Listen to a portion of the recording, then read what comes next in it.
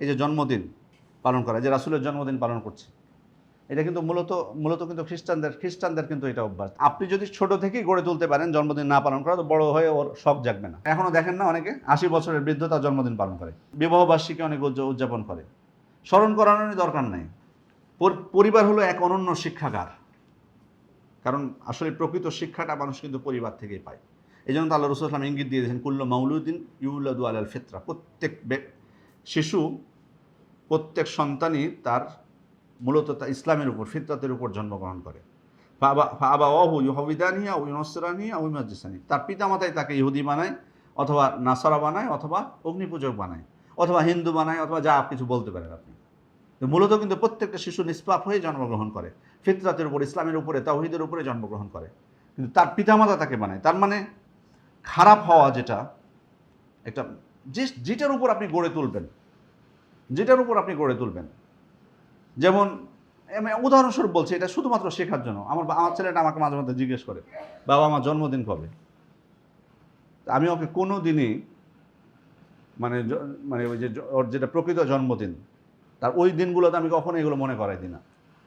যে অন্যদেরটা দেখে যখন শুনতে পাই, ধরুন প্রতিষ্ঠানে যে তার বন্ধুর জন্মদিন, বা তার আত্মীয়দের মধ্যে তার খালাতো ভাই বা তাদের জন্মদিন, তখন কিন্তু তার মনে কিন্তু একটা আগ্রহ আসে যে আমার জন্মদিন তাহলে কত তারিখ, বা আমার জন্য।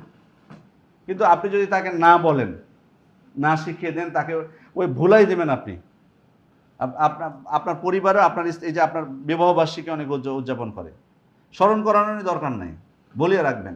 বাচ্চাকে বলার দরকার নাই, মানে না, তার তো বার্থডে তার জানা থাকা লাগবে। বাকি যে পালন করতে হয়, এটা যে একটা বিশেষ দিন, এগুলো যে আপনি যাকে না বলেন তো কোনো প্রভাব পড়ে না। বড় হয়ে কিন্তু সে এভাবেই গড়ে উঠবে।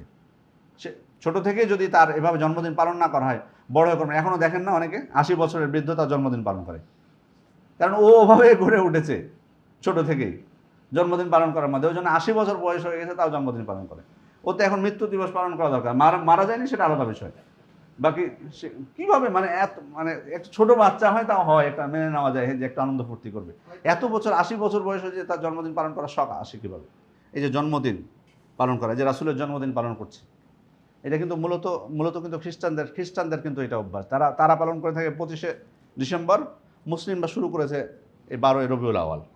এবং প্রত্যেক মানুষের জন্মদিন পালন করা, এটা কিন্তু তাদের মূলত অভ্যাস। তাদের এই সংস্কৃতি আমাদের মুসলিমদের মধ্যে এসছে। আপনি যদি ছোট থেকেই গড়ে তুলতে পারেন জন্মদিন না পালন করা, তো বড় হয়ে ওর শখ জাগবে না। আর এই যে ৮০ বছর যারা করে, ওদের দেখবেন যে পুত্র পৌত্র বংশধর সবগুলো জন্মদিন পালন করতেছে।